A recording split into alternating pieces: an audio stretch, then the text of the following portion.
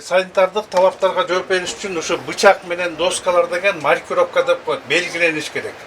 Мисалы үчүн, бул бир бычак нан кескенге болсо, нан доскасы менен өзүнчө болуш керек.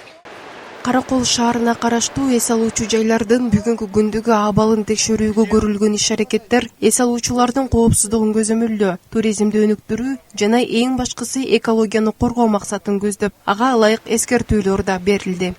Коноктордун көпчүлүгү ар бир боз үйгө келип өзүлөрү тамак аш жасап, коноктордун узатышат экен да. Ошол маалда идиш аякты кандай жууган шартты, суу борбордоштурулганбы, саркындуу сууну тазалоочу жайы барбы, дааратканасы кандай жайгашкан, ошол боюнча бир сыйра карап өттүк. Жана өздүк гигиенаны сакташ үчүн кол жуугучтары турат, бирок самын атайы бир жолку колдонуучу кагаз салфеткалары жок экен. Ошолор боюнча түшүндүрүү иштерин жүргүздүк.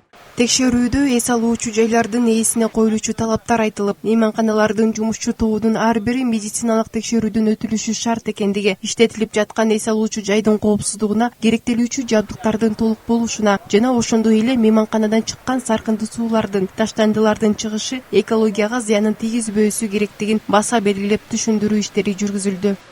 Өзлөрү тамак ашын алып келишет. Биз биякта жардам беребиз, идиштерин жуушабыз, тазалап иреттешип, бул жерден оокат кылып аткандан кийин бул жерди таза кармаганга аракет кылабыз.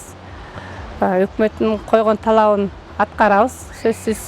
Келген конок таштандыларын өзлөрү кайра салып беребиз да, жолдо бизде посто урналар бар, ошо постко алып барып ташташат. Конокторду кантип керек, кандай мамиле кылыш керек, андан тышкары тазалыгы, анан саркынды сууну тазалоочу жабдуу менен камсыз болушун. Көптөгөн мейманканаларга биз бүгүн эскертүүлөрдү бердик. Жакынкы арада көптөгөн мейманканалар саркынды суу тазалоочу курулманы жасоо айтышты.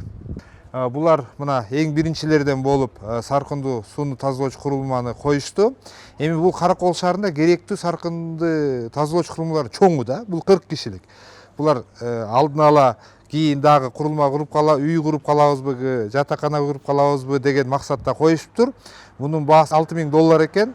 Эң жакшы тазалоочу курулма экен. Анан булар саркындуу сууну тазалап, банясынан чыккан, дааратканасынан чыккан сууларды тазалап, аны огородду сугарганга колдонушат экен. Огородун көрүп чыктык, саркындуу суу тазалангандан кийинки суусу эң сонун гүлдөр өсүп атат, эч кандай жыт жок, жакшы иштеп атыптыр.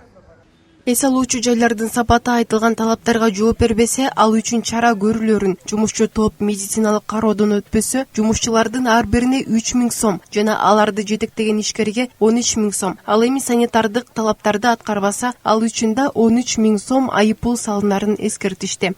Табиятыбызды таза сактап, жаратылышыбызды көздүн карегиндей сактоо ар бир жарандын ыйык милдети болууга тийиш. Ысык көл кабарлары үчүн Айжанат Калыева, Нурлан Чойбеков, Каракол шаары.